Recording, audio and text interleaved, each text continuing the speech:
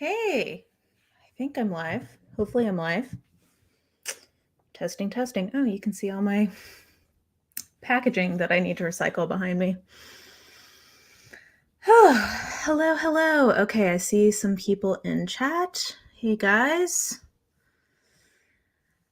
Yeah, so we got another week. Whew. Good Lord. So I forget exactly what I titled this. I know in my thumbnail that I made, I was like, what a week. Because I was trying to think like, okay, like let's talk about some of the things that have happened since last week. And it was a lot. I think a lot has happened since last week. So we're gonna get into some of this. Hello, hello. Amen. Hi. Oh, yay. All the way from down under. Hello. Hello from California. Yes, things keep happening and don't stop happening. That's basically what 2020 is. Hello to Montreal. Bonjour. Salut. Yep. Okay. Oh man, people are already getting into it in the chat on some of the advertised topics here. So, hello. Okay, we got India, we got Bahamas, we got New Jersey, we got BC, Vancouver. Oh, and BC and Vancouver. You guys are both together. Hopefully one of you is from Squamish. Who knows? Chicago, Arkansas, Toronto, UK, Rhode Island, Ottawa. We have a veritable United Nations here in live chat today. So that's exciting. Arkansas, New Jersey, Texas, Pennsylvania, North Dakota. Okay, so yeah, we got oh man, they just keep coming. Pittsburgh, North Carolina, Sydney, Miami, Boston, Texas, Montreal, Philly, NC. Okay. Whew, we got all 50 states. We got, I think, most continents except for Antarctica. This is all great. So yeah, so I'm gonna cover a few lighthearted issues this week. I guess one note of housekeeping. I mentioned this on my Instagram live, or not my Instagram live, my Instagram stories. But in terms of sort of how I'm approaching uploading content right now, or like producing content, I'm on Twitter and Instagram. I'm mostly keeping it like focused on what's going on right now. So in terms of like what I'm tweeting about, etc., is mostly focused on the important current events that are happening and updates, etc. Live stream, we'll talk about things that are going on. And then for now at least, I have decided that I'm going to keep my normal upload schedule going. So right now that's Thursday and Sunday. And I'm not necessarily going to be talking about what's going on in those videos, because I know I've gotten some comments from folks of like, oh, like, thank you so much. I just need an escape. So I feel like this, in terms of like aligning myself with my core values, I feel like I'm, for now, striking that balance. So that's kind of where I'm at in terms of how I'm thinking about uploading or being online right now. That is subject to change. In 2020, anything can happen in the blink of an eye. So who knows what else could be happening. Got some more shout outs from where people are just all over. DC, LA, stay safe, guys. NYC, Arizona, Toronto, Wisconsin, Utah, Omaha, New York, Florida, Kansas City. Okay, so in terms of things we're going to cover, there's so many places we can go. So first, I'm going to spend a good chunk of time talking about the Rowling situation and why I am taking the actions that I am taking. But first I want to mention, I've been getting a lot of requests to do a video recommending fiction from Black authors. And frankly, I feel like if you watch my videos regularly, you're getting real-time updates on what I'm currently reading. That is from Black authors featuring Black characters. And I think if you look through like recommendation videos and whatnot, there's a decent amount of representation there. So I think with the number of resources that are being put forward with that, to my mind, I don't know that I would have a lot more to add beyond all the recommendations that are being provided right now and what you normally see in my content. I have a link in my description to a town hall last night from Grace and Booktube that I thought was absolutely great. It was hosted over on Bookish Realms channel, Ashley. So I would actually recommend you go look at that. The last like 20 or 30 minutes are just boom, boom, boom recommendations. So if you're looking for a concentrated place, I think that's great. And, you know, had a lot of variety. So I would point you there. I will also say pretty much what I'm going to start doing is there's been so many great videos from Black booktubers going up over the last week that are giving good, incisive commentary. And I think that's like, those are the voices I want to lift up. So I linked, I think 4 videos in the description from creators I like, some creators that I'm discovering. So Bookish Realm was mentioned to me in last week's live chat as a recommendation. And I started watching her stuff and I'm like, I love her. I hadn't watched her before. She'd never been recommended to me. But she has such chill energy. She's an omnivore. She reads a lot of the same kind of stuff that I do. So I've been really enjoying her stuff. And she had a fantastic video. I think I linked Bree Hill's video. Mina Reeds is another person I've discovered, and she is awesome. I've been binge watching her stuff too. She, bless her, got a reading experience with Dr. Chuck Tingle. So I enjoyed that video from her. And then Jessie from Bow Ties and Books. So I just linked a few videos that I thought were great. If you start watching those, you're going to get recommended more. I encourage you to keep watching those, keep following the YouTube algorithm chain for that. But I think, you know, what I can do is try to platform those voices, if that makes sense. So last week we talked about what I would recommend in terms of like educating yourself on these topics, and I will continue to lift up voices, but I think it's not like, I don't think white creators should be taking center stage in this conversation. Okay, let me catch up with chat. I watched your video. Oh, sorry, I'll add it. I watched your video from last week. I was wondering if you had any nonfiction recs about health disparities. The big one that came up in that I'm on the waiting list right now at my library is medical apartheid. There's also, if you're interested in this topic in particular, in last week's video, I linked to a video from Mama Dr. Jones, and in her description box, she had a link to a book list specifically about racism in medicine. So I know that that's a chain to send you on, but go to the Mama Dr. Jones video, and in her description, there's an entire book list of books on that topic. I'm sad because I grew up on Harry Potter. Yes, we'll get into it. Hello to Australia. Yeah. Yep, we're going to get into it. Okay. Didn't realize Alcrate had done that. Ontario. Oh, that's so great. Yes, I hope you're enjoying your classics deep dive.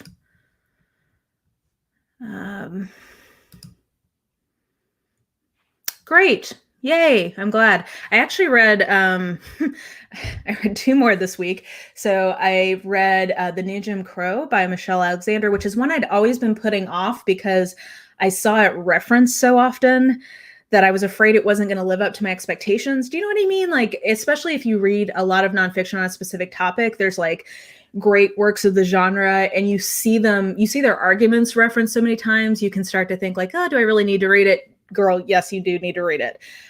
In this case, The New Jim Crow by Michelle Alexander is like beautifully argued. even if you know the main thesis, it's really worth your time. So not a unique recommendation, but one I recommend.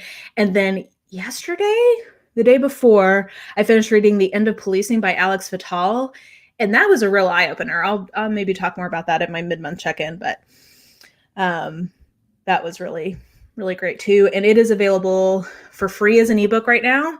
And then if you have Scribd, it's on Scribd as audio if you're interested there.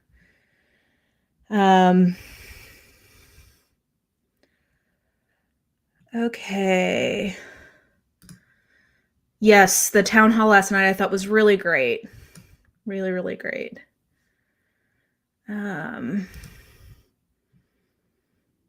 Black romance authors are Amazon exclusive. Oh, that's too bad. Yeah, there is, if you are a Kindle Unlimited subscriber, there's a ton of Black romance authors if that's something you're interested in. Okay, let me see here.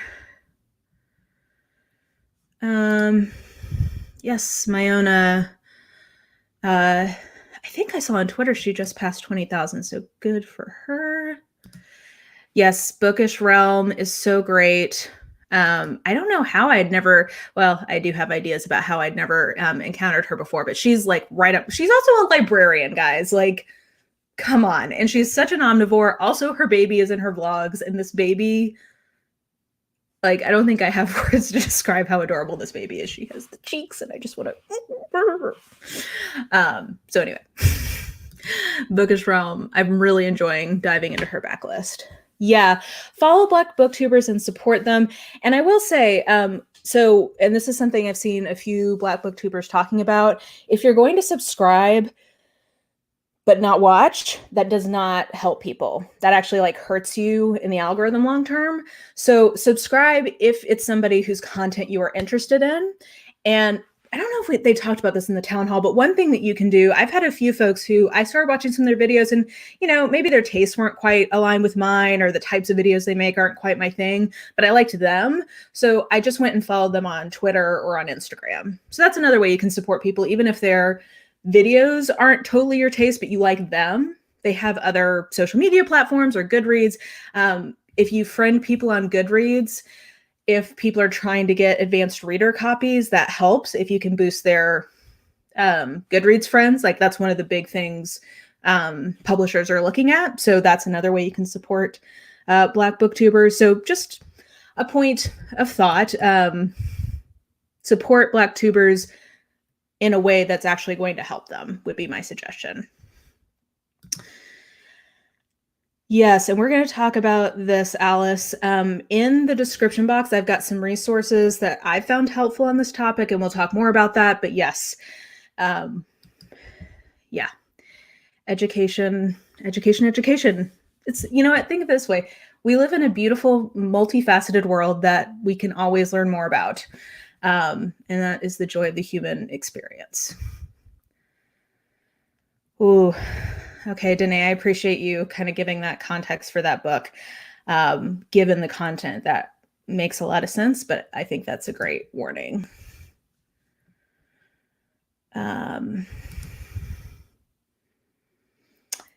Yeah. Well, and popular writers, I think that's why it helps to follow people who like the kind of books you do on social media, because you can get more niche recommendations. Yes, we're going to talk about Book Outlet. I'm not going to talk about Book of the Month Club because, frankly, I don't think I understand the controversy well enough yet to be able to speak to it. I was going to do that today, but honestly just got really busy at work and didn't make that happen. So I might talk about that next week. I will talk about Book Outlet, but for now, I don't feel like I know enough about Book of the Month Club to articulate it. Ever fully recover from this great devastation? Yeah.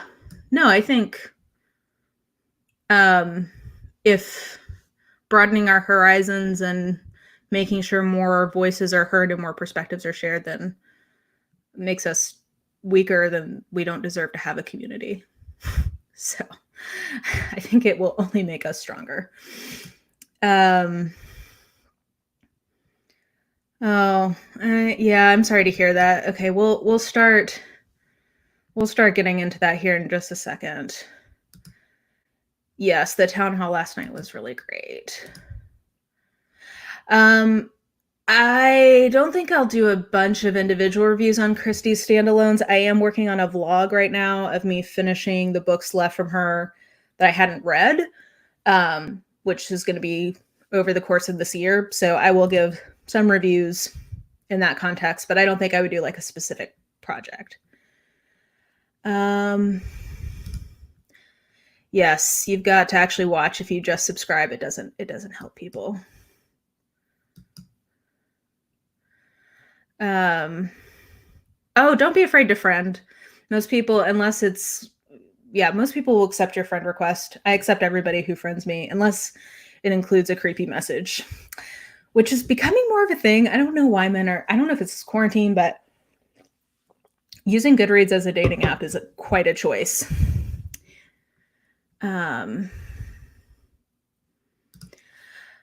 Okay, I think this is a good comment to kind of talk about. So Caitlin's saying that she's concerned, or sorry, Caitlin Castle. So I'm not sure. I didn't mean to gender you. They are saying that just reading someone because of their skin tone is degrading to them. And here's what I would say to that, because I think that that's coming from a place of, I think kind of reading between the lines, maybe this idea of like colorblindness of like, why does somebody's skin tone matter? And this was like a real strategy, I think, that well-meaning progressive people championed for a long time. Like, I think kind of like people, maybe my parents' generation or even like my older sister's cohort, I think that was more of a popular kind of way to think about how to be supporting moving towards a less racist society. I think what we've learned from that is that actually is not that effective, and it is not helpful to pretend like somebody can be divorced from a huge part of who they are and how they interact with the world. Like if somebody was trying to treat me, like you're asking someone to divorce a huge part of their experience from your perception of them. And that's not only not possible, it's not helpful to try to pretend that those differences don't exist. And so in terms of like thinking about being purposeful about reading more diversely, my number one thing I would tell someone is, if you don't know how diversely you're reading, you have no way to see if you can increase that. And again, I think I talked about this last week, but this idea of eyes to see. So like some of this is having an awareness in your head of like, oh, okay, well, I just looked through my reading list from last year, and of the 50 books I read, 47 of them were from white people. One was written by a Black person and 2 were written by an Asian person. Okay, it's a lot of white authors. Maybe this year, now that I have that awareness, I can purposely be keeping my eyes out for books that I am interested in that also are from perspectives that I am not used to.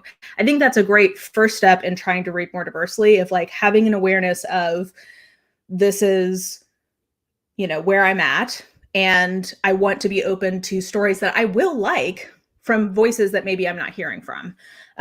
If you know your genre preferences, I can guarantee you there are fantastic Black authors who are working in that genre, and having a purposefulness of saying like, okay, I want to just like have that on my radar and be mindful of it. I think you will find that that number goes up. Like once I started having an awareness of it, like I put it in my metric sheet just to like track it year over year, I have, without purposely trying to read more diversely, seen that number going up because it became something I was aware of and started having on my radar. I started following more diverse people online and had more diverse point of views of people who were recommending books to me. And like organically, I went from, I think when I started tracking, it was like 9%. And I track what I call people like me percentage. So like, are these by straight white women from America who are like middle class? That's kind of, so like I try to track the percentage of people who are not like me that I'm reading from. And just by doing that, I started at 8%. I have never done a diversity challenge or any of that. Just by having an awareness of it and diversifying the sources from which I got recommendations, I think this year I'm at like 40%-ish. So I guess what I would say is like, I don't think reading a book only because of somebody's race or religion or whatever, I think that can verge into tokenism, and I hear that, but I also think pretending that that's not a part of the equation isn't ultimately helpful, and it's kind of ignoring a reality that is keeping us from expanding our horizons, if that makes sense. Okay.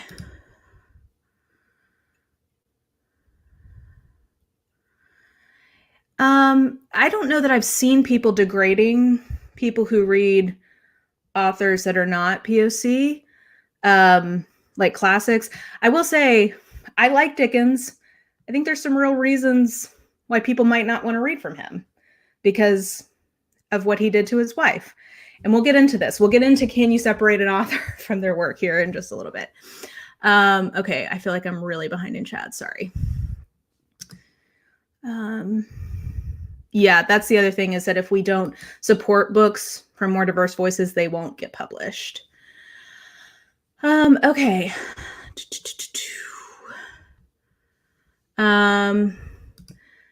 Yeah, and what Alice is saying is true, which is if we encourage people to get more sales, then it becomes a more self-perpetuating cycle. Yeah, that's true. I mean, we live in a capitalist economy, so if you put your money somewhere, it gets supported more. Yep. Yeah, and this is something we've seen a lot on Twitter. I've heard authors say they've been told no one wants to read their content. I've seen a few different people who are in on marketing stuff talk about how they were trying to acquire a book, and they were told like, well, readers don't want books from that person of color. So part of this is proving like, no, like there is an audience and it's not, the idea that only Black people are reading books from Black authors, so long as that is a truism in publishing, that won't change. So, it is helpful for white people to be visible about the fact that like, no, I will read a book from a Black author. Like that's not a problem. What was your star rating? I gave it 3.5 stars. Upright When Women Won It. I really liked it, but basically exactly what you're saying. I just felt like it was a little short and underdeveloped. Okay, so yep, old white men. Yep. You guys know I love Penguin Clothbound Classics, but it drives me crazy the books that are in that line in terms of diversity. Oh yeah, I didn't even remember about Publishing Paid Me. This was also very, if you have not looked at that hashtag, I commend it to you.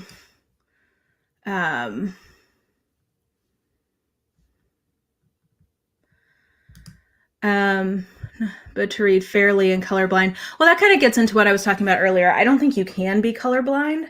And I think trying to act like you can is not actually helpful.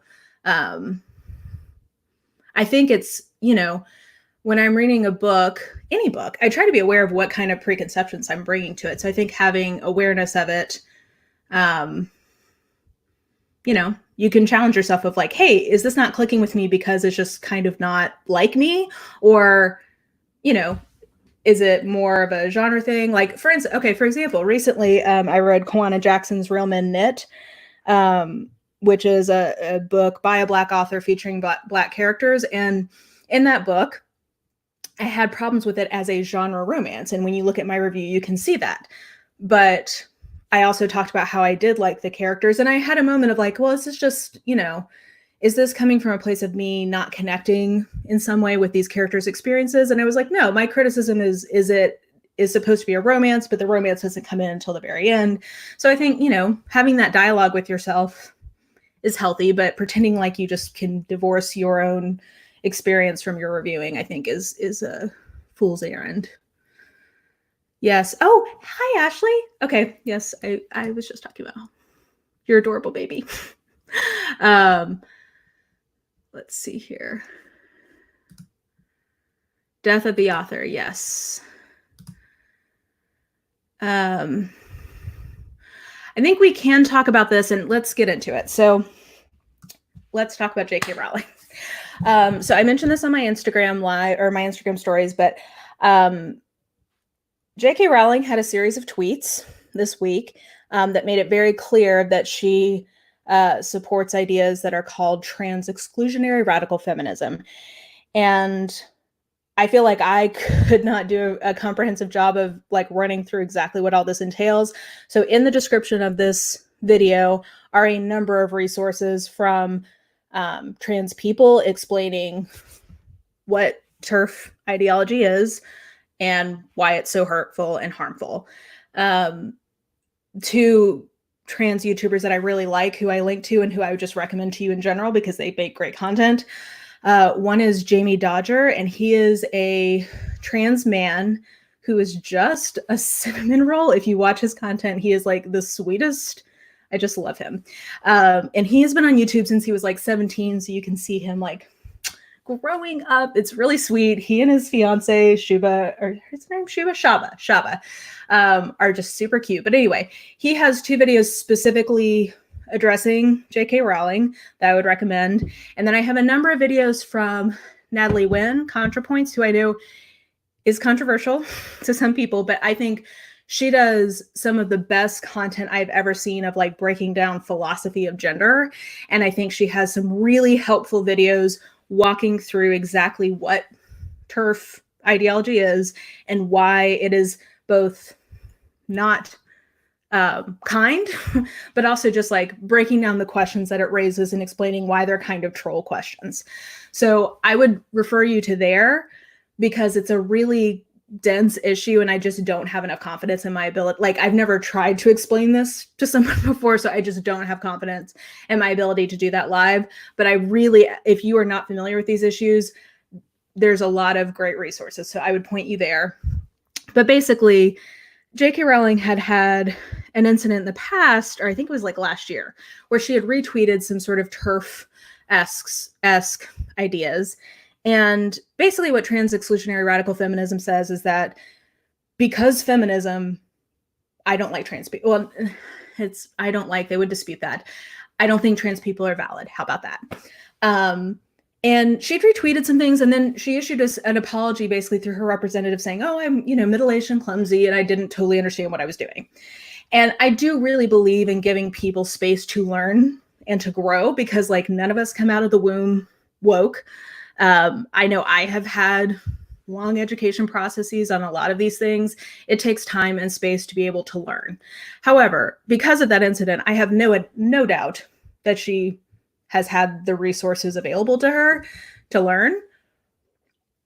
And her tweets this week were some of the most like cartoonishly TERF comments I've ever seen, completely invalidating trans women, but also really insulting to trans men, like just not cool. And it's so hard because to this point, artists and the art, the way I tend to approach this topic is the artist alive or dead? So I do believe in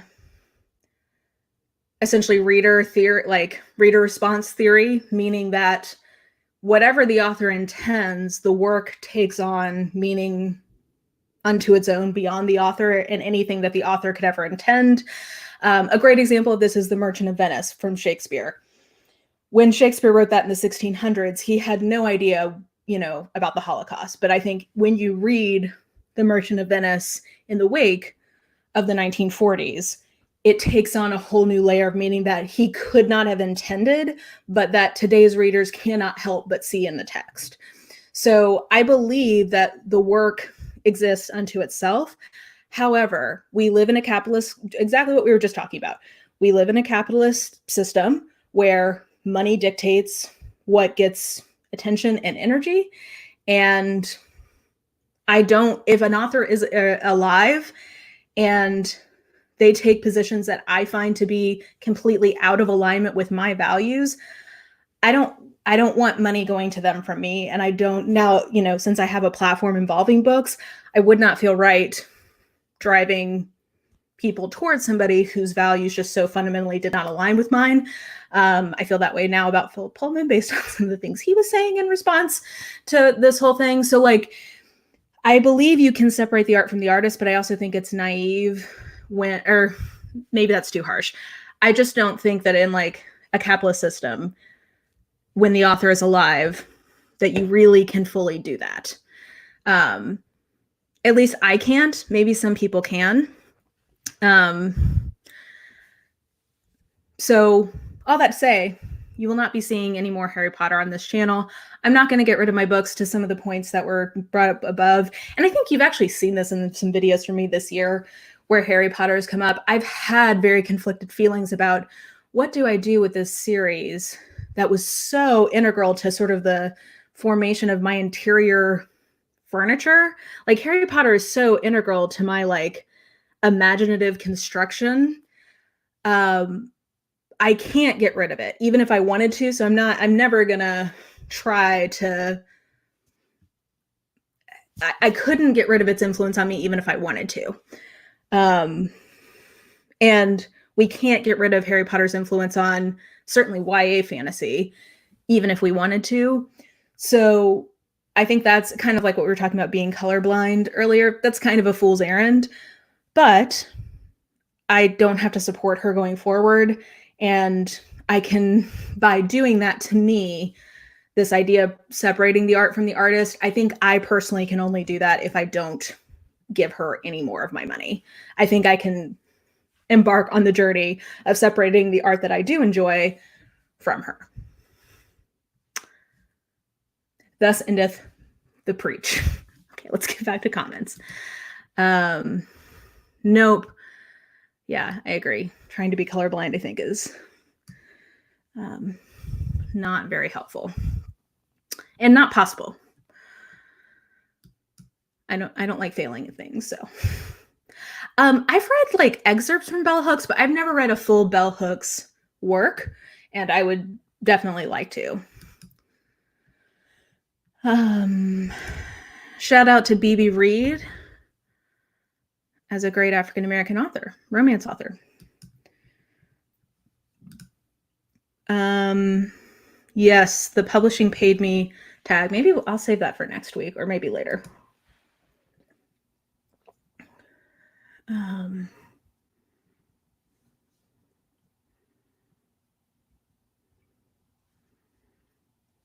Okay. Yes. Oh my gosh. The face crack with that tweet. Angie Thomas has gone on to sell who even knows how many copies, and they declined. One of the publishers didn't pick it up because they were like, oh, Black people don't read. B. Love is another good African-American romance author in Kindle Unlimited. It's okay to see color and judge a work fairly. Yeah, I think just having some awareness of your own, of the dynamics at play, I think is all you gotta think about. You don't have to give a book a high rating just because it's written by a POC. However, try to step outside of your comfort zone if it's about characters that are different. Yeah. And I think, that's this idea. I think that we have to like everything we read when we're trying to read outside of our comfort zone is not a reasonable expectation. You're going to read some things you like and some things you don't like, and that's okay. Okay.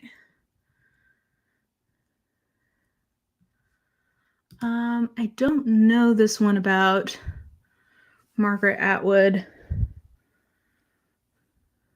Huh, interesting. I've not heard of that particular one. That particular controversy, I should say.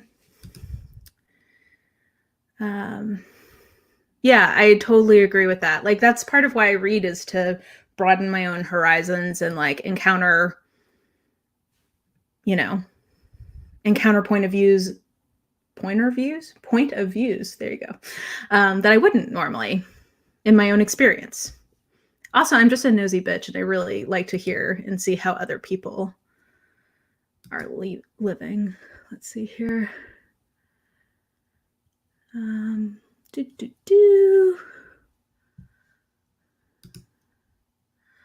no. Okay, I'll try to fix that if that link for Jamie's not working.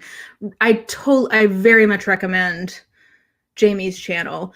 I will say, so I have on my private channel, I have a playlist of videos that make me happy cry, and Jamie's transition video where he shows him filming the first day that he started taking tea to like the last day, like when he had his gender or his sex officially updated in his legal documentation, is a video that makes me happy cry because he's just such a sweet soul. And it's just like, oh, like I have like that. It just makes me so happy. Okay, Jessie Gender did a great video about J.K. Rowling's treats, but I'm guessing tweets. Okay, good to know.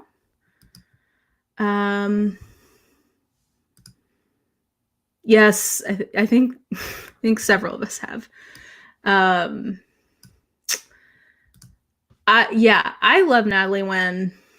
I know she is not perfect, and I do have some critique. Like, I really like, for instance, her video about cancel culture. I do have some critiques of it, but I thought it was really thought-provoking.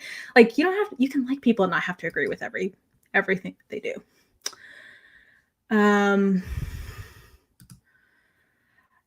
Yes, I will say, if you are somebody who has a platform, like, I think with a platform comes responsibility. So I hope if there are things that you feel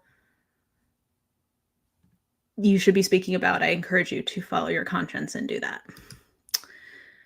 Yes. Yeah. Okay. So as I mentioned, yeah. So she has done this before. Can we also just say, this is like the tipping point where she just like was so blatant that it couldn't for me anymore. And maybe this is me. I think I said this in my Instagram story. Some people are going to think that I'm being too judgmental and shouldn't do this at all in terms of not talking about her anymore on this platform. Other people are going to think I should have done this a long time ago because of other things she's done. For me, this felt like the right time. She certainly has talked about her turf views before. She's retweeted or made some comments to that effect, but she did issue something basically saying like, oh, I didn't really understand the issues. I'm going to educate myself. However, that being said, her kind of tokenizing Dumbledore as a gay man, and then like how they handled that in the Fantastic Beasts movies, her decisions about what to do with Nagini's backstory in terms of Orientalism. I mean, like, it's been a lot of like, in retrospect, big red flags. But I think, again, I'm sure I'm tinted by just like how ingrained those books are to me. I think it's very hard for at least me to be objective about it. And this was just so blatant, I couldn't ignore it. And I think that's how a lot of people feel. Jessie Gender is a trans woman and makes great social issues in nerd pop culture. Well, that is 100% my jam. Yeah, Contrapoint has amazing production value. So if you like a well done YouTube video, that's also.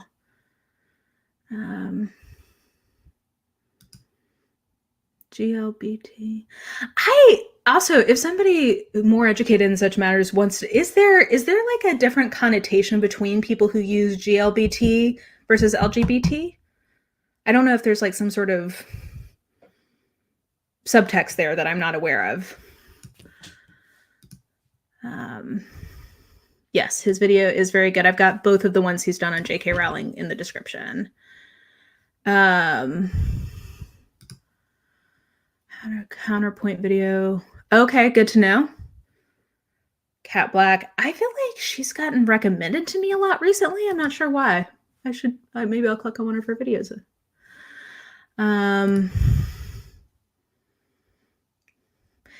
Yeah, Silverback Crafts. I think that a lot of people really relate to you on this. I know that I do, in terms of, I really enjoy, the books that I have from when I was a kid. I don't feel like I need to get rid of them. That might change in the future. But I think people can really relate to that. I will say for me, because she is actually alive and directly profiting versus, I mean, this is how I feel about Woody Allen movies. I think there's some art, like for instance, if Hitchcock was alive today, I don't think that I would go to his movies because I don't think I could support him. I feel like once somebody's no longer directly profiting, for me, that opens up the window to begin to separate the art from the artist. But until that happens, I personally struggle to do that if somebody has done something that really violates like my kind of core principles.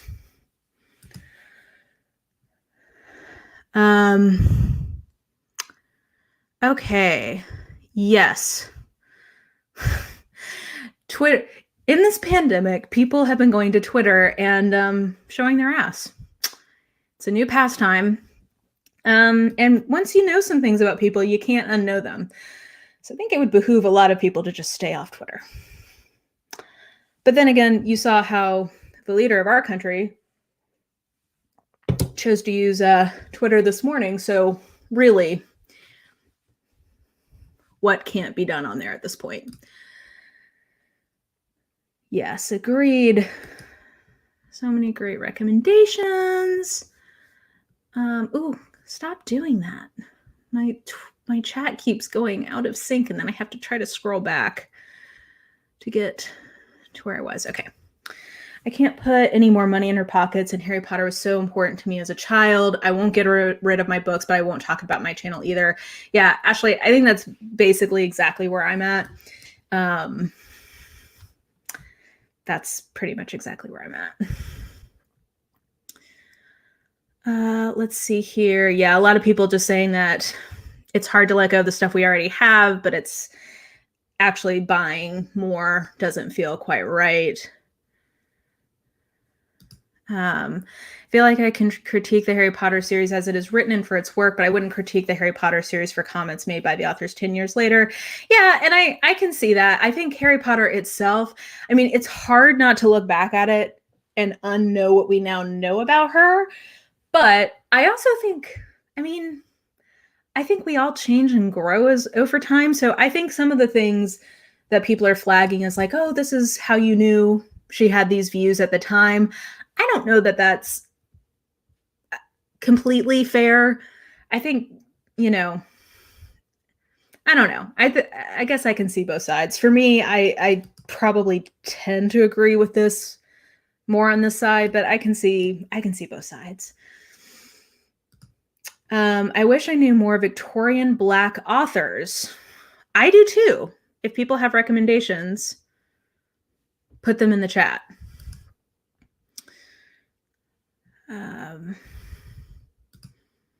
Yeah. Yeah, I I made a donation today to the Trevor Project and did it in good old Joe's name, just as a little bit of a troll. If she apologizes, well, like I said, I always want to give people room to grow and learn. And if the situation changes, then, you know, we'll go from there. She's doubled down though. Like people have been basically asking her, like, did you really mean this? And she's like, oh no, I've spent 3 years researching this and this is what I think. Let's see here. What am I drinking? It is not alcoholic. I'm still not healed from my surgery, so I'm still not drinking alcohol. If you're wondering if it's been forever, yes, it is. We are now in week 15. So this is sparkling water from Trader Joe's. It is the raspberry lime flavor, which is my everyday flavor. My fancy flavor is the blueberry lemon.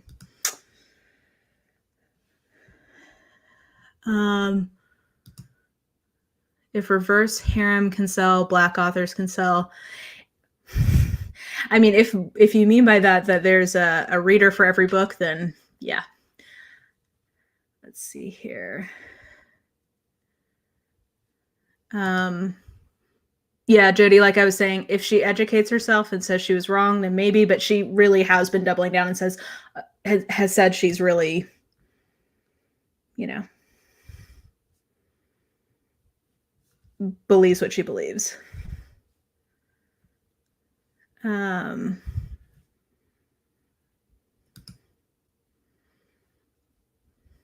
Yeah, okay, that's a good thought from Alice of if you have a collection you're really wanting to finish and you don't want to directly give her money, that might be an option. Some suggestions on where to start with bell hooks. Okay, yeah, the will to change, Zoe, has been one I've been looking at, so that's good to know. Good to know it's good. Okay.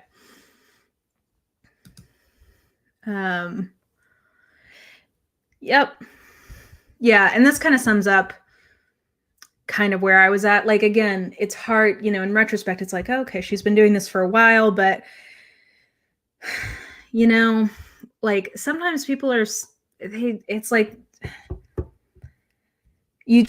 I always try to be somebody who gives people the benefit of the doubt, and that maybe that's coming from a place of privilege of overly giving people a benefit of the doubt. But this I felt like was really pretty cut and dry. Yeah, financially supportive. Yeah. Ashley, that's a really good point. And this, there's always that kind of dark joke about like, oh, my best friend is Black. She does seem to do like, oh, my best friend is gay. Oh, my best friend is Asian. Oh, my best friend is trans. Therefore, I can't have any prejudice against those people. That does seem to be kind of a recurring pattern. Let's see here. I think she would be doing herself a lot of favors if she would get off Twitter.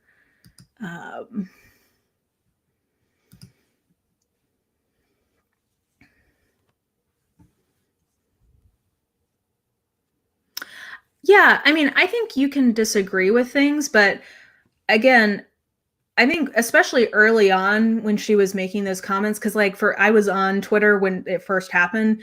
I'm sure there were some people attacking her, but there was a lot of people just saying like, hey, like, have you really thought through the implications of what you're saying? And she was saying like, no, this is what I believe. And, I'm sure she doesn't see it this way, but I think people who disagree with her and who support trans rights would say it's not attacking someone to just say like, well, then you're being bigoted.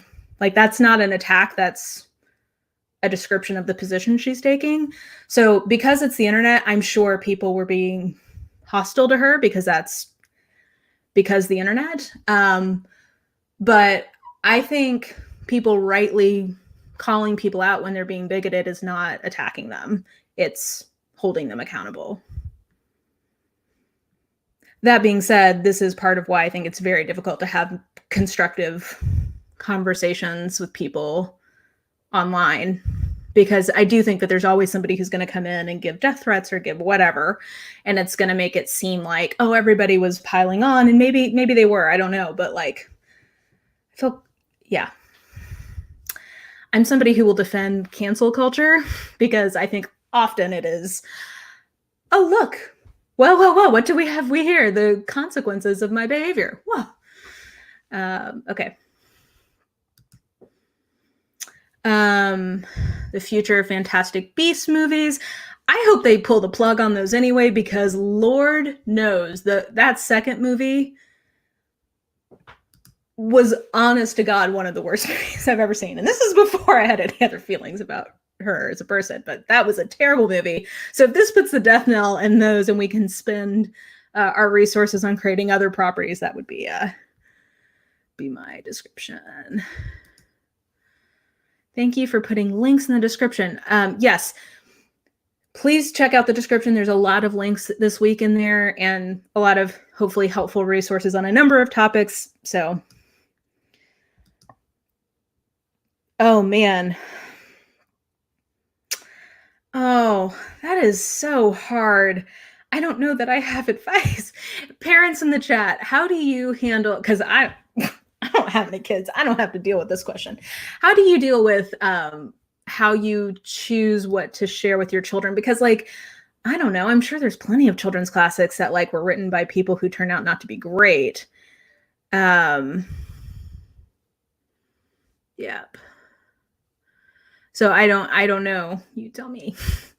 Parents, give us your perspectives on how you deal with that. Let's see here. So like someone even though you don't agree with everything they think. Obviously, it's only to a certain extent before you don't like them anymore. I don't feel like it's like or dislike. It's more just like, oh yeah, exactly. Is this in alignment with my core values? Sadly, there's some people in my life who I love. I don't even just like them, I love them. But what they do does not align with my core values. And that impacts our relationship. Like, that's just the long and the short of it.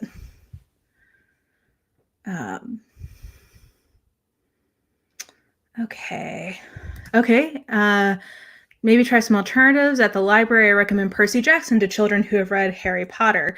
Yeah, and I've never read Percy Jackson. I get the sense that Rick Riordan is kind of a mensch. Like, it seems like he's kind of great. Is that a good perception? He seems like he's really with it. I've liked tweets I've seen from him, if nothing else.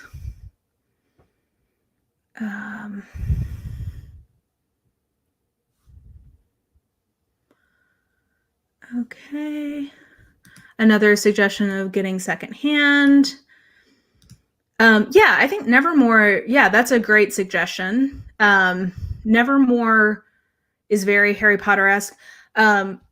Well, I wouldn't recommend this for young middle grade, but for maybe like middle grade into YA, Nnedi Okorafor's Akeda Witch and Akeda Warrior, I think, are fantastic and dark. So like, I wouldn't give this to like a 10-year-old, but if you have like a 14 or 15-year-old who's looking to get into reading, I think those are really, really great. Yeah. I was thinking about this. There's some businesses and platforms that are very Harry Potter centric in their content. Like, that's gotta be a tough sitch.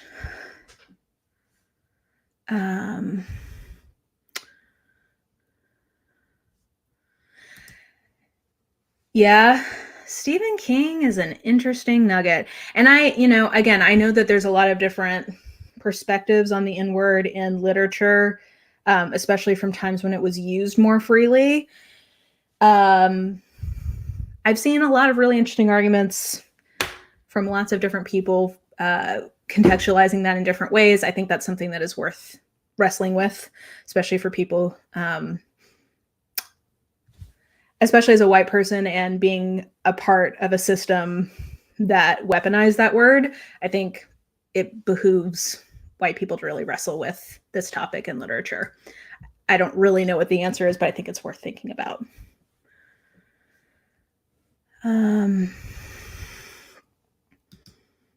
Yes, I agree. At least definitely in some of his older stuff. Okay. Yes, it is slowly. It's just like, I think they call it a difficult to heal wound. So it's going to be a long haul. Also, fun fact, for those of you not in the US, just to give you a little sample of the delights of the US healthcare system, I am so lucky that I have fantastic health insurance as a part of my job, because that's how it works here in the US. But the problem is that every doctor I was seeing for the surgery I had went out of plan for me unexpectedly in the middle of the year as of June 1st. So I've been spending the last 9 days trying to convince them to let me see a doctor, even though they're not in network anymore, because every doctor with the specialty I need is now out of network. And I'm like highly educated. I have health insurance, and it is almost impossible to figure out. It makes me furious when I think about somebody who does not have as good of health insurance, potentially would have a more serious health issue and less ability to navigate that system. Like, oh, it makes me mad. Especially after I lived in Canada and gotten to taste the joy of universal healthcare. Oh, it just infuriates me. Okay, anyway, sorry, that's a side note. That's a great suggestion, the Rick Riordan Presents imprint. There's a lot of books in that line now, I feel like. Okay. Man, I'm still trying to catch up with chat, guys. I'm sorry. Oh man, I'm so far behind. Okay. Trying to catch up. Where am I even in chat? Okay. Yes, the Rick Riordan Presents line is great. Let's see here.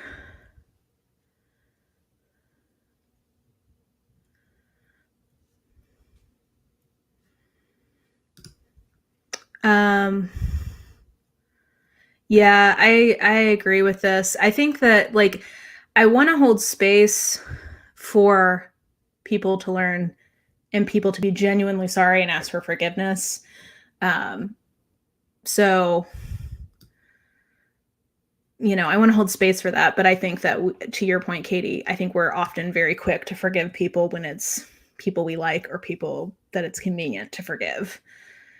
So I think that's a difficult tension to navigate.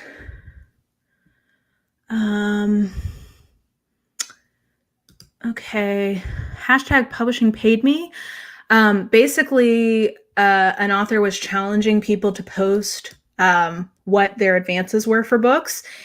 And as people started doing that, it quickly became very apparent that Black authors, but just generally, I think authors who were people of color, there was a very big disparity in the advances that they were able to procure as compared with their white counterparts. Not always, but if you know N.K. Jemisin's work, seeing what her advances were, considering she's like kind of like probably the most decorated fantasy author working right now, was really disheartening.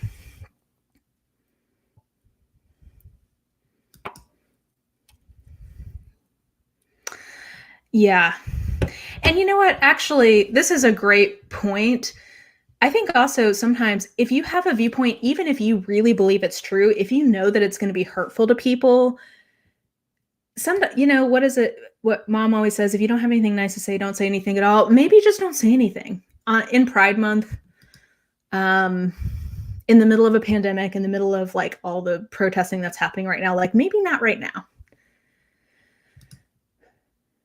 I have seen Daniel Radcliffe's comments. I linked that in the description below too. I think he does a really nice job of kind of talking about his hope that people can separate art from artist. He posted that on the Trevor Project's blog. I thought that was a very classy and heartfelt statement, at least in my opinion. Okay, I'm trying to catch up. I'm sorry. I can tell I'm like 10 minutes behind. Interesting thinking about not judging people at their worst moments, neither at their best. I think I agree with this. I also think a huge, like, just pro tip for people, if you are being canceled, I think one of the number one things that people should do if they have put their foot in their mouth, if they've shown their ass, whatever it is, if you can be genuinely sorry, like humble yourself, take in the criticism. I know it's probably sometimes hard because there can be hundreds, if not thousands of people being negative to one degree or other, either just holding you accountable or, genuinely attacking you. I know that that's probably really difficult. But it goes a really long way if you are able to just like push pause, consider, and like humble yourself and say like, maybe I done effed up in this situation and I can learn from it. I've seen a few people online do that, and I think it's almost always well received. People, I think, really want to forgive people a lot of times, especially if it's somebody that they do hold in high esteem, like what we were talking about earlier.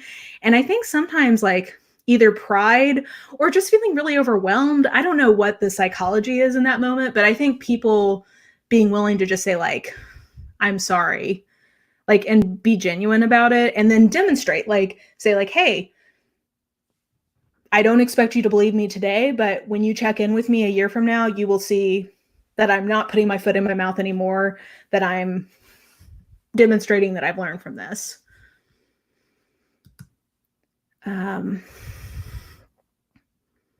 Yeah, that second movie, man, it was tough stuff. It was an entire movie of backstory about characters nobody cared about. It was wild. And also, aside from the stuff with Nagini, like the stuff with like race in the Lestrange family being used as like a plot twist was kind of horrifying. Yeah. Okay. Okay. It sounds like we agree. Rick Riordan is great. So that's good.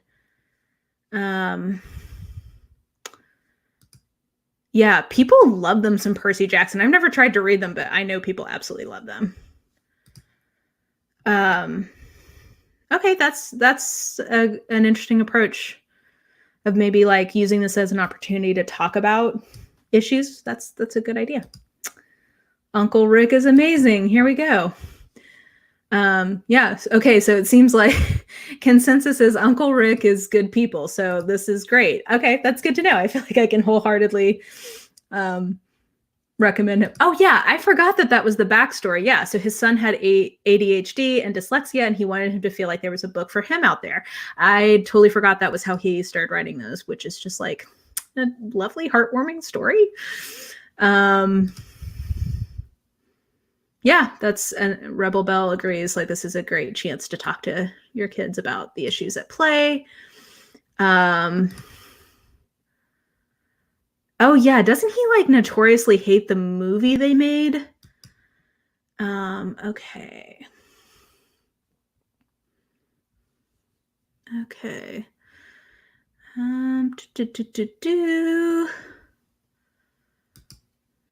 She has a lot of creative control over Wizarding World at Warner Brother. Interesting that none of the actors from Fantastic Beast have commented on her tweets. That is interesting.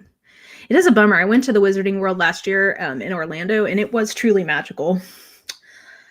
So thanks, Joe, for ruining that for me. I was looking forward to having some butterbeer again the next time I was there. I'm a parent and let my son read positive books, but if the author is bad, then I treat the author as a lesson to learn to be a better person. I often separate the author and their work. Yeah, I think that is also a valid perspective. I think especially if you're able to have like that dialogue with your kids about like, hey, you know, this person has done some things or did some things that were not great. Like, let's talk about that. Yeah, I think that's true, Rebel Bell. Sometimes you can separate it more for some books than others.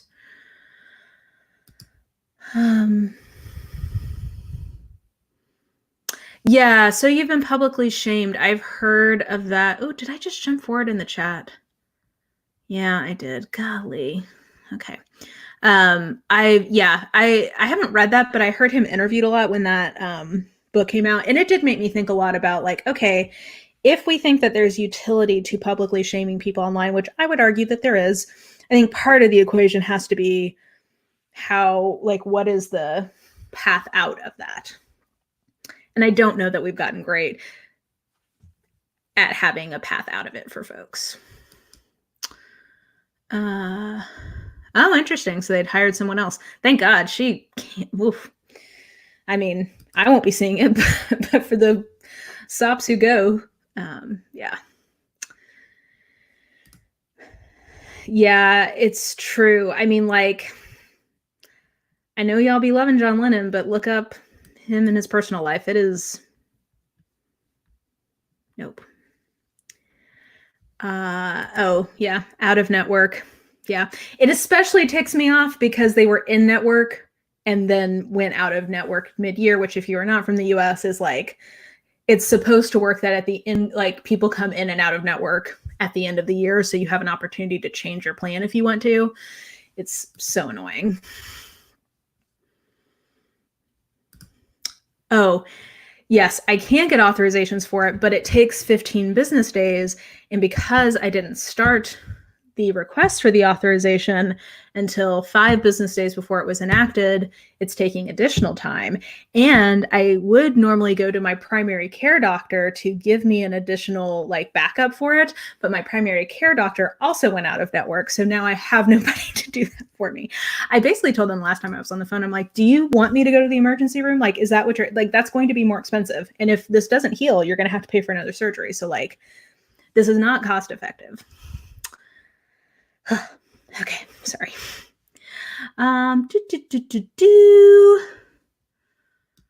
About women authors or authors of color. I think we kind of just saw it all around. There was a general highlighting of the fact that cishet white male authors were some of the least participatory people in that chain. So, okay.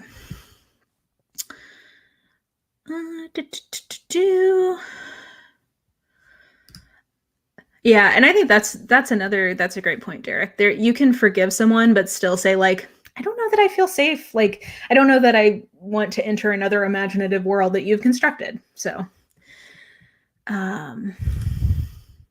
thank you, Ashley. Yeah, L.L. McKinney. That was who really got it going. And I think I saw that their books were like on back order because so many people went and ordered them, which is great. Okay.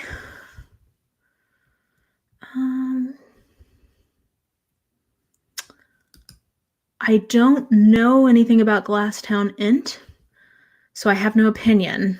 But maybe if I find out more, we might talk about it later.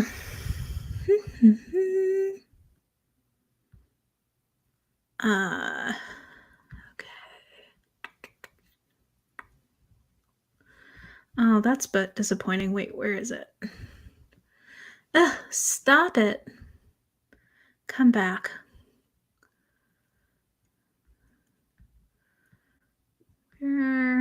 Where's the chat? Come back, come back. Okay. Apparently Luna Lovegood's response was a little not great. Yeah. Genuinely apologize and improve as a person. This is kind of like the joke I make about people who are like, the best advice is to just be yourself. I'm like, that is good advice. But if upon reflection, you realize that yourself is not that great, become a better person and then be yourself. So yeah, part of apologizing is like actually meaning it, which I think people struggle with that.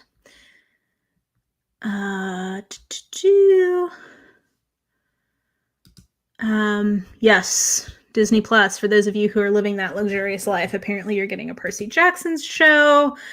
Yes, people are excited about it.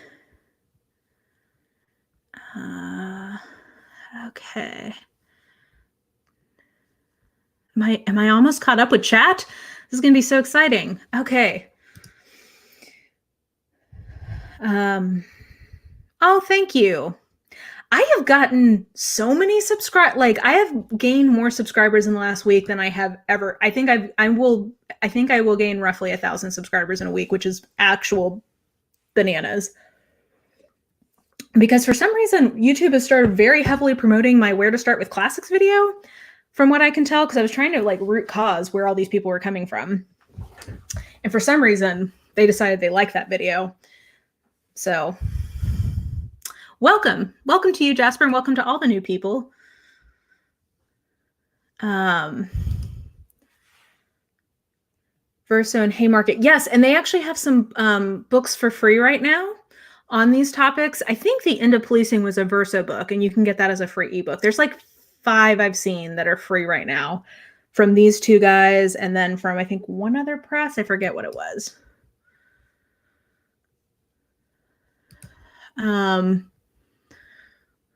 Let's see here. Emails from just a few. Oh my gosh. And Uncle Rick is a petty bitch. I love that. It's so great that he released those. Okay, I feel like now I kind of want to read Percy Jackson just because I like what I'm hearing about him. Let's see here. I have not read The Invisible Man by Ralph Ellison. That is definitely one that's on my never-ending list of classics I need to get to. I don't want to see that movie, though. The new remake, it didn't look that great. Oh, this is really well said, Megan. As someone with trans people in my life, whether or not JKR changes her stance, my main priority right now is making spaces safe for my loved ones, which means a space without JKR. I think this is a really important, actually, thank you so much for saying that, Megan. That's a really important reframing of the issue, because I think because we're so used to, because people are nice, and like when they see somebody has their feelings hurt or sees people, confronting other people, like we're empathetic and we're like, oh, everyone shouldn't pile on to this person. But like, I think that that's a really important reframing and flipping of like, no, like actually the priority is the person who was hurt in this situation. And the people who were hurt were trans people who had somebody with 15 million subscribers who's like the best-selling author, like one of the best-selling authors, maybe the best-selling author of all time, using their platform to invalidate their existence. Like that's the hurt. So whatever, I mean, J.K. Rowling is going to be fine. You know what I mean? Like, honestly, she's going to be fine. Maybe she's going to have to, deactivate her Twitter, whatever. But that's not, like, whatever. Now, trans people are going to have to deal with people, like, maybe who weren't familiar with TERF ideology before that, having a new masking for their transphobia and, like, using that against them. Like, that's... Megan, thank you so much for saying that. I think that was a really important reframing of that whole topic and something that we should all keep in mind. I gotta say, like, this is part why I got off Facebook. I was just like consistently astounded by things people would post, knowing who they were friends with on Facebook. I'm like, so you just posted that, and I know for a fact you are also friends with this person, and what you are saying is basically attacking this person's identity. Like, I just would never, even if I thought that, I don't know, maybe I don't want to hurt people's feelings too much. I just would never post something knowing that it would hurt someone else. I don't know. Sorry. It's a tangent, but okay. Become a better person than Leah Michelle. I don't even know what she's done. But it doesn't surprise me. Oh, thank you. Thank you, Zoe. Show me the classic video. Yeah, I don't know why. All of a sudden, YouTube has decided it loves that video, and it is like on my private YouTube account that I use to sometimes watch back my videos. I have gotten that one recommended to me like 10 times. So I don't know why it's decided it has such a hard on for that video, but it's just like really into the classics right now. Maybe, maybe it's kids needing to read classics for their summer reading, looking for that. I don't know. Oh, thank you, John. Yes, Agatha Christie is another avenue I think people find me. Classic Shelf Tour recommended. There you go. Yeah, YouTube is just showing that one all over the place. I don't know why. Yeah, I kind of want to read Percy Jackson now. I hadn't been interested in it. I know my sister really liked them, and she wanted me to read them. So maybe I'll do that. Maybe she and I can do a little reread together. Different people. Feel like it may have to do with a lot of people not posting in this past week. Not sure. Oh, Kimberly, that's a really interesting... Yeah, because I know some people haven't been posting. Maybe that's it. I don't know. I did mention this at the beginning, but I'll just mention it again. The reason that I am still posting my regular videos on Thursday and Sunday is because I do, I've gotten enough people commenting saying like, oh, I just need a break from this, that I feel comfortable just providing you some like bookish nerd content for 20 minutes to maybe help you forget about things. But I figure we can address whatever the new drama, or it's not even drama, whatever the new like horrifying revelation is here on Tuesdays when we need to. Okay, people are down with Percy Jackson reading blog. Zoe, you're totally right. Sorry, that was a brain fart. Yep, sorry about that. Classics video yesterday. Here you go. Welcome, Alice. Yeah, I don't know. Apparently YouTube loves that video. Any Maze Runner? Oh, John, I hate to burst your bubble. I'm pretty sure that guy has been sexually harassing women for years. Just warning you. I'm sorry to break it to you, but that's what I think. I might be right. If that's incorrect, please somebody tell me. I don't want to slander someone, but I think I remember him being lumped in with that. Okay, good. Somebody who read them for the first time as an adult, enjoying them. Yes. See, this is the problem with luring all you classics fans in here. You're going to catch me when I get confused on titles. Bestseller Below the Bible.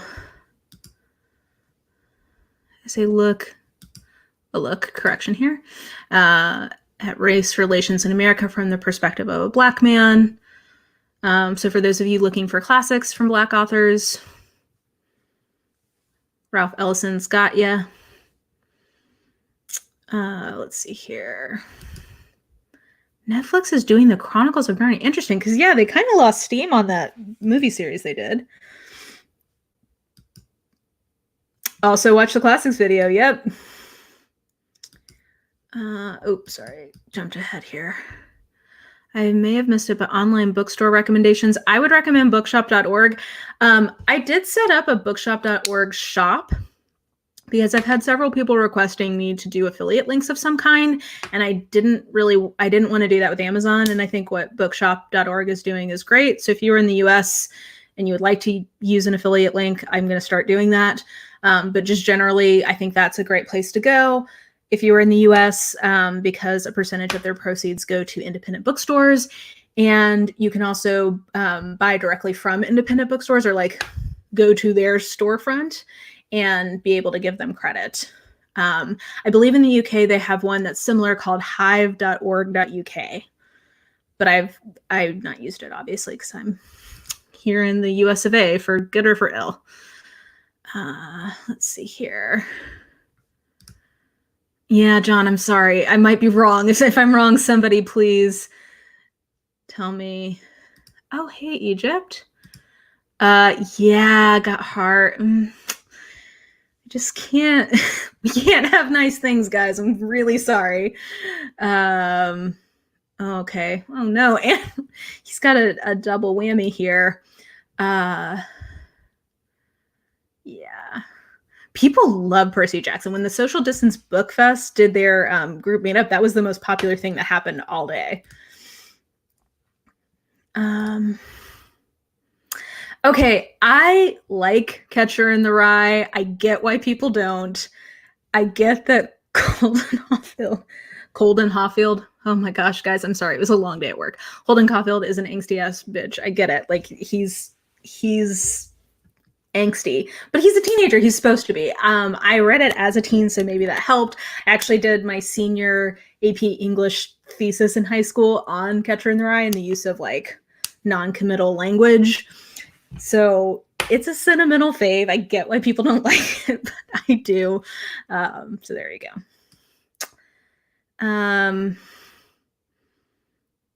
Oh yeah. Oh, I forgot I did that. Yeah. I have a video from back in the day. Oh God, I totally forgot about that. Yeah. When I was in my other house in Nashville, talking about, because yeah, a year ago, there was this controversy about people pointing out the fact that BookTube is racist, and a bunch of people saying like, whoa, BookTube isn't racist. And yeah, the point was that I was making that video was like, well, duh, of course it is, because society is, and we are members of society. So there you go.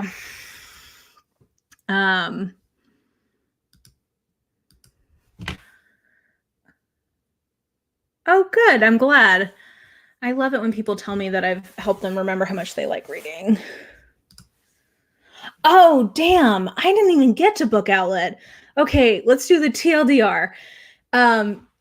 Mostly what I want to tell you is that there are two videos that I have linked in the description. One is from Naya and one is from Bethany, who were Book Outlet vlogger friends. And basically, this is a great example where sincerely apologizing and figuring out like how to actually meaningfully change something could have saved the situation. Book Outlet, somebody pointed out to them like, hey, you have 7 people who are affiliated with your Vlogger Friends program. Only one of them is not white. And there were Black creators who were pointing out like, hey, I applied to be a Vlogger Friend and you told me I didn't have enough subscribers, or like basically you never got back to me or whatever.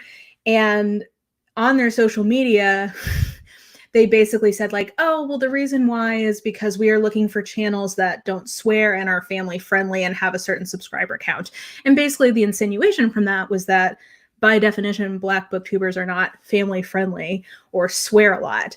And that is just, first of all, it's ridiculous because some of their vlogger friends swear routinely. If I were one of their vlogger friends, I swear all the time. And anyway, so basically, instead of taking that moment to be like, you know what, like that is a valid critique. We see that looking back through our emails, we have not properly responded to these. And we're going to take steps in the next week to reach out to the creators who have reached out to us. Thank you for bringing this to our attention. Here are the steps we're going to do to make this better. That's like literally what you have to do to move forward in a constructive way. And they didn't. And then they issued a really half-assed apology. So luckily, I stopped using Book Outlet about 18 months ago because I had a couple of very poor customer service experiences. And I felt like as somebody with a platform, I could not in good conscience promote a service to you guys that I was not happy with. So I stopped for that reason. But also I really found that it was right before I did my low buy. And I was reflecting on the fact that using it was really like driving my like acquisitive thirst because the books were so cheap. So for those reasons, I stopped using it. So this doesn't really change my life because I just will still not use it. But yeah, I would definitely recommend going and looking at Naya and Bethany's videos. And actually Mina from Mina Reads and her video also talks about this. I think some other folks have talked about it as well, but that's my take on that. Thank you, Andy. I forgot that I even put that in the title. That was, that's the week we've had, guys. There's been so many dust-ups and controversies and interesting things happening. I can't even keep up. It's always jarring. Oh, wow. I did not know that about Anne Sexton. Okay, Brooke. I guess I'm happy you told me that, but now I'm sad. I have had my eye on Bunny. It's not specifically on my TBR. I know that Lala from Books and Lala really liked that one, so maybe go check her out. And then maybe, did My Reading is Odd also really like that one? A few people have really enjoyed it. So you can go see what their reviews are. Bree, hi Bree. If you could redo the required reading for school, what are 3 modern titles you'd add to the list? So that's a great question. Also, if you've ever, Bree is the queen of like really insightful questions. I remember once I did an Ask Me Anything or like a send me questions, like I think it was like at 1K.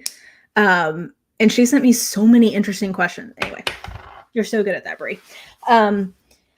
I heard a really interesting discussion once arguing that literary fiction that's being produced today is actually not that interesting for the most part, and that in the future, when we look back at this time period, a lot of the things that become classics will actually be nonfiction that's being written right now.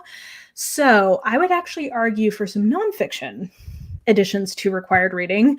So a couple that come to mind, I think Columbine from David Cullen is a really relevant title written in the early aughts about Columbine. Hunger by Roxane Gay is fantastic. And well, I guess if I was going to add fiction, maybe I would add Aidi from her too, because that's real good. Okay, we'll just stick with nonfiction. So that one, and then, well, I don't know what my third one is. I've got a lot going through my head. Okay, he's not my favorite, but I think Eric Larson is going to become a classic because of how dominant he is in narrative nonfiction. So I would say In the Garden of Beasts, just because that's the one that I like best from him, but probably actually The Devil in the White City. That's a great question, Brie. Thank you. Okay.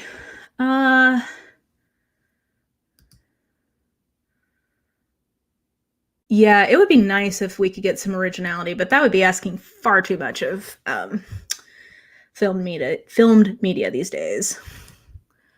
Have you ever been inspired to read Brazilian literature? I don't know that I've ever read Brazilian literature. I appreciate the recommendation. Machado de Assis. Assis? I'm going to guess that that's memories, like past memories, maybe? might be the translation there. Thank you for the recommendation.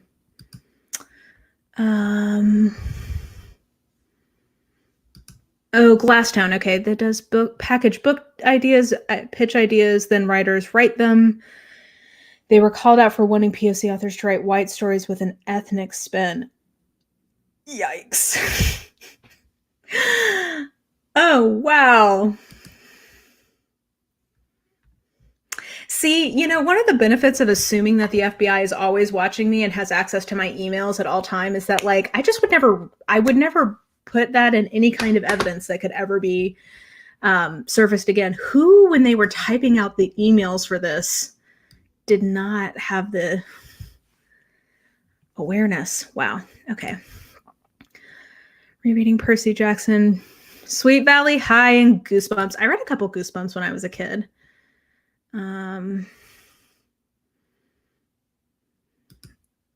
Okay, I do love the way that you sequence these. Mixed bag with them. They're just a bit racist, though. Just a bit. Yes, Babysitter's Club. That was my jam as a kid. The customer service, I had some real problems with how they handled customer service, and I just was not happy. Yeah, Francina Simone, like, come on. Honestly. Okay. Yes, nonfiction. Okay, I'm glad you support my angle here, Brie. Okay, yes, Somebody Else Who Lives in the Garden of Beasts. I really enjoyed it. I think it's a different take on that time period that we don't always get to see. Yeah, Hunger, I mean, it's intense, man. Like, I get it if you can't get through it. It is beautiful and I think really impactful, and I think it's just such an interesting, like, to me, it just represents so much about, like, American life from our era, because it deals with so many different kind of, like, angles of, like, being from a second generation Haitian family and being a Black woman and the, SA pieces of it, and fat phobia and queer issues. I mean, it just represents so much that I feel like it will stand the test of time. Like, I just would love to see that become a classic, because I just think there's so much there. Yes, nonfiction is not boring, guys. Now, you have to find people who can write it well, or you have to be really interested in the topic. It's one of the two. But there's absolutely fantastic nonfiction out there that reads like fiction. Posthumous Memories. Oh, okay, good. I was roughly correct in my translation there. Oh, well, hopefully he was very nice to you. Yes, okay. I keep trying to get my hands on this one because I want it to come out as an audiobook, and I don't think it's going to, so we'll see. Older children's book series, people are reading them. Yes. Any classic nonfiction recommendations? One I read and enjoyed last year was A Room of One's Own by Virginia Woolf. My classic nonfiction pick for this year that I put on my 12 classics I want to read in 2020 list is Black Reconstruction in America, 1860 to 1888 by W.E.B. Du Bois. That is a chunker of an audiobook. I think it's like 40 hours, and I'm very excited. I'm saving that for Nonfiction November. I think just given this moment, I would also say The Fire Next Time by James Baldwin. Joan Didion, I think, has some really Slouching Towards Bethlehem is a really interesting kind of view of the 60s, which I think, given everything that's going on right now, I think would be a helpful perspective for people to have, that these are not uniquely tumultuous times. There's a ton of great nonfiction. One that I personally didn't fully connect with, but is, like, beautifully written, is Let Us Now Praise Famous Men by James Agee, which is about the white sharecropper experience in the 20s, 30s. And it has, like, beautiful period photography with it. Evicted is so good, but so hard. I think especially now with everything happening with the economy, and yeah. Modern playwriting. I think that's a great point. Hunger, yeah. Hunger is so good. It's so good. Yeah, Ashley, I think you'll enjoy it. It's the subject matter is good, and it's also very well written. History, yeah, I read a lot of historical nonfiction. Yeah, I think there's definitely a nostalgia, like comfort reading some old classics of our youth. Whew. Yes, the African American / urban.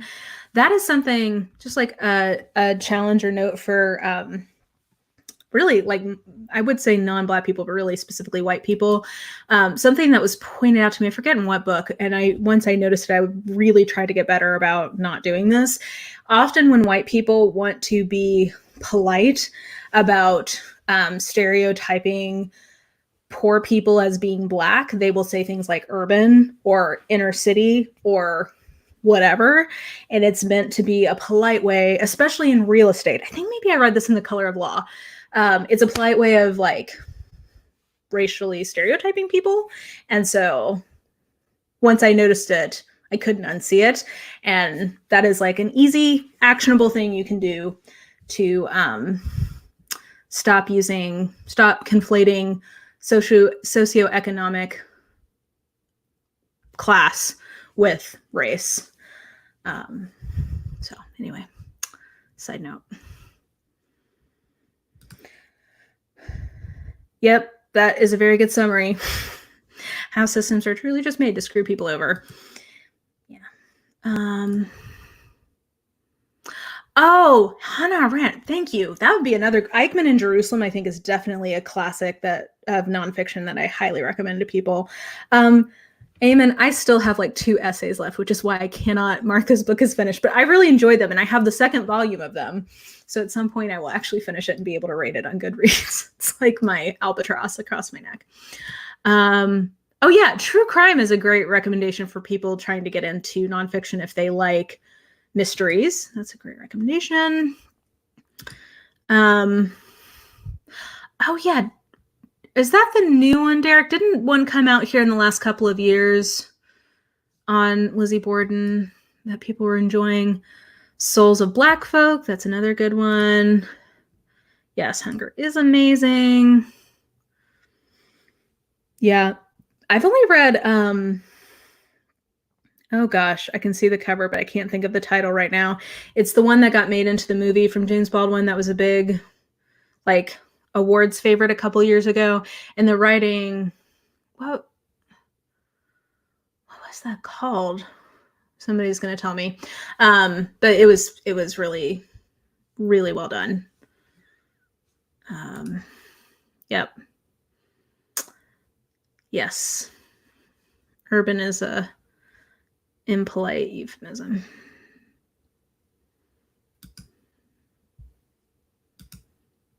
Oh, interesting.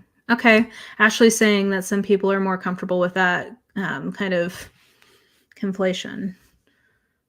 That's interesting. And thank you for saying that, because that is something also, like, we often want to say, like, the opinion of the trans community or the opinion of the, of women or the whatever. And like, people are different and different people have different perspectives on things. So like, you're not going to get like a joint group ruling on if X is okay for all people of that group. So I appreciate that nuancing of that point of conversation. I have not. Is this about the ranch? Is this about ranch dressing and where it came from? The Trial of Lizzie Borden. Yeah. I don't think so. Maybe one of his short stories at some point. And I'm okay with that at this point, I think. Based on the discussions and debates I see about him on Twitter. Street lit. Okay. Good to know. The more you know. If Beale Street could talk. Yes. Thank you, chat. I knew you guys would come through here. Going over your mouth and ears. Yeah, I know. I'm sorry.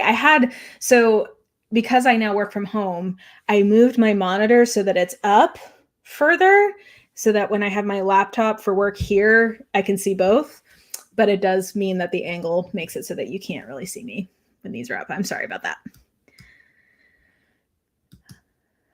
Off the tube.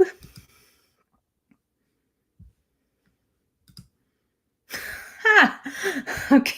I feel like this was a sick burn. I appreciate this. If you're interested in H.P. Lovecraft, but turned off by the poor writing and rampant racism, I'd recommend Victor Laval. I've heard great things about Victor Laval, and actually I got one of his books for free through the Tor.com newsletter sometime last year. So I have one from him that at some point I'm going to get to. Oh yeah, I've heard of it in reference to the Hunger Games, but I've never actually read it.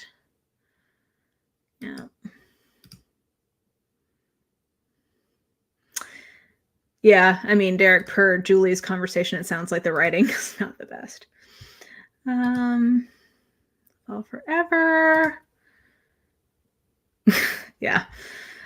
Internal radar went beep, beep, beep, back up, back away. Okay, did I cover everything we were going to cover tonight? I did. Thank you, Andy, for reminding me. We got to Book Outlet.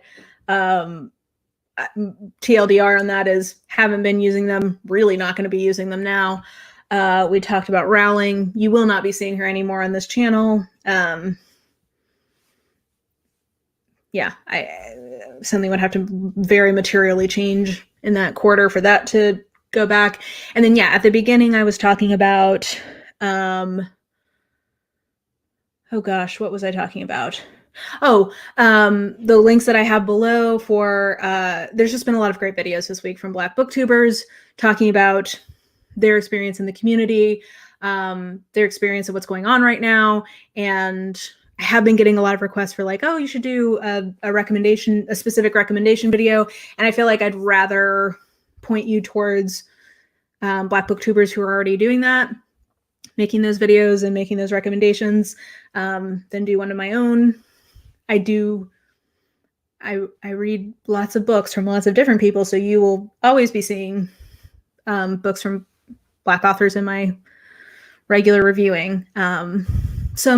Okay, I guess I will say from the last 2 years, if you've been paying attention to my channel, you know I'd be loving some Roxane Gay. So Hunger and Aidi were my favorite books in 2017 and 2018. Stand from the Beginning was one of my favorites in 2018.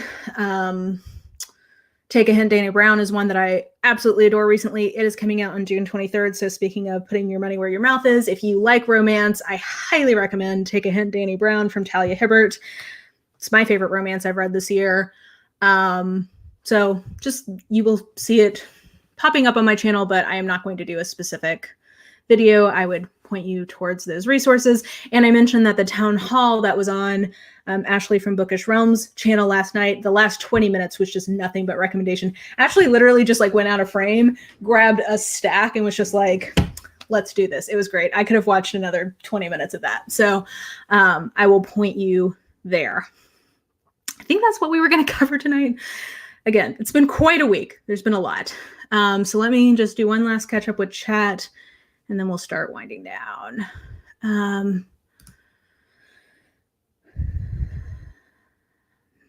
Yeah, there's a lot of great stuff, specifically about the Black experience. But again, Black people are more than just their experience of their race. So there's also Black authors writing in all kinds of genres about all kinds of things.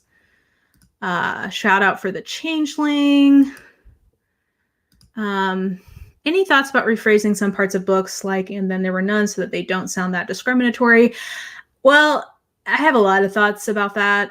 In this specific case, I think it was particularly appropriate because the racist elements of it were wholly unnecessary to the story. So it was easy to make changes that would make it not racist. by today's reading standard, it would make it more readable to today's readers. So I think in that case, that was a great example of where making a change was helpful. I think in other contexts, it's a little harder, but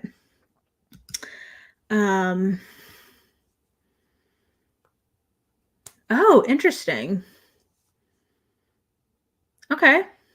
Good recommendation for some more nonfiction. There is not a timestamp. I'm going to say it was sometime after the 1 hour mark, maybe like 1:10-ish.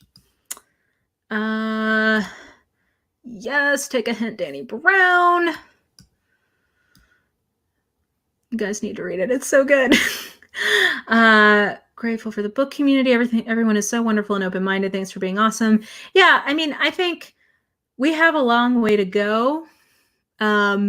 I think what's hopeful is that we are a community based around reading, and people who like to read should be open to change and like expanding their perspectives. So I think as long as we engage with each other with kindness and empathy and a willingness to be like curious about each other's experiences, like there's hope for us, I think. How can you remember what year you read a book? My mind is boggled. The only reason I remember that is because the video that's going up Thursday is me. I guess I'll just tell you guys. I took my top 10 list from 2017, 2018, and 2019 and tier ranked them by their content. And then I took the same books and tier ranked them by their covers to see if there's any correlation between the cover and how much I like a book. So that's why I remember, because I freshly had to look up what those books were. So I felt bad everyone else was showing their books. I was here for it. I thought that was great. And now there's an amazingly, like, so many different genres, so many different like age ranges books were aimed at. Like, it was great. So I could have, like I said, I could have had another 20 minutes of that. You too. Yes, I'll Be Gone in the Dark is great. Thanks. Oh, man. Whew. Just like thinking about that. Ooh, okay. Yes, Bethany did do a whole video on it, and that is linked in the description.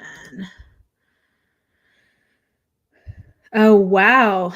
Okay, so BookTube, it sounds like, is maybe being more vocal than AuthorTube. I will say it's interesting because I know I've seen a lot of people on Twitter talking about how people on BookTube are not talking about everything that's going on enough. And maybe just by virtue of who I'm following, I think I've seen a lot of people speaking up. Now, that being said, I've not seen that many videos.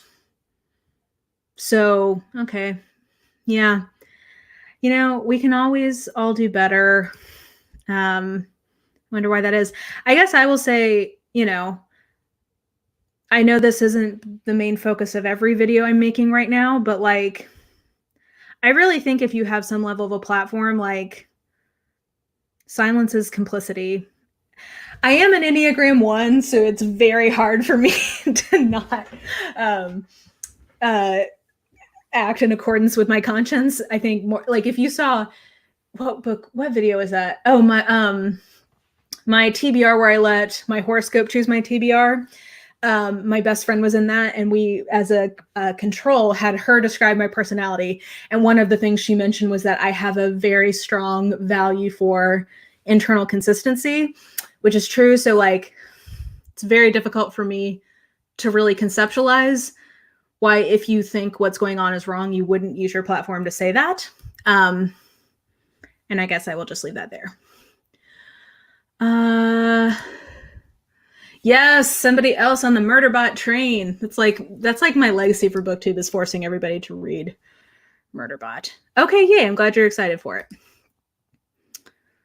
Oh, I should have put Lauren's video in my description. I'll do that. Lauren, I love her videos in general, but she had a really great video on this topic. And I think the intro to it was especially like, she did a great job of like setting the tone for what she was going to say. She's had a few really good videos over the years, specifically talking about like basically tokenization in book representation, and a few other issues related to being Black on BookTube. So in general, I recommend her. But she does have a lot of good videos on that topic. Okay. Okay, I'm glad other people think that sounds good. I was worried about if people would be into it or not. Thank you, Zoe. Thank you. Have a great night. Okay, another good recommendation for true crime. Yes, come through Enneagram type 1. 1 wing 2 right here. Oh, thank you. I want to get her back on the channel. I've got to figure out a good way to do that. Maybe I'll have her do a live with me. I don't know if she'd be down for that, but she's getting back into reading. She's graduating right now from grad school and is slowly getting back into reading. And I feel like it'd be interesting for us to do a video with her talking about that. More authors were called out, canceled. Okay, interesting. Okay. We got some good recommendations for, it looks like, some crime stuff. Thanks, Eamon. It's tomorrow where you are, so have a good day. Okay, I think I'm caught up with chat, so we'll go ahead and start wrapping this up. Whew, your girl can talk. We're almost at 2 hours. Yeah, I hope you guys will check out a lot of the links that I have left below. I also made some links. I put links below of places where you can donate. The Black Lives Matter card website has so many recommendations on places where you can donate. You can find something that is really specific to something that is like close to your heart.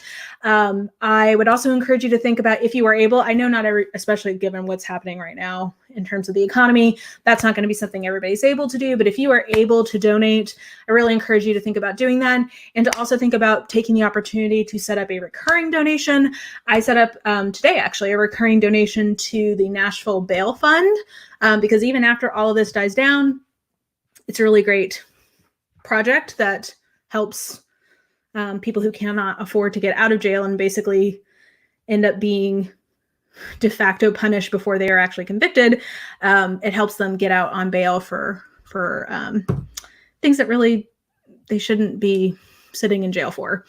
So I made that recurring donation. So just encourage you to think about, if you were able to do that, this is a great time to go ahead and set up a recurring donation to causes that you care about. I also left the link below to donate to the Trevor Project. It is Pride Month, and also just with the topic for this video, it's a great project to support. Like I said, I made a donation in good old Joe's name today to them. So lots of links below. Check those out. I hope wherever you are staying happy and healthy and safe. And I will catch you guys on the flippity flop, aka Thursday.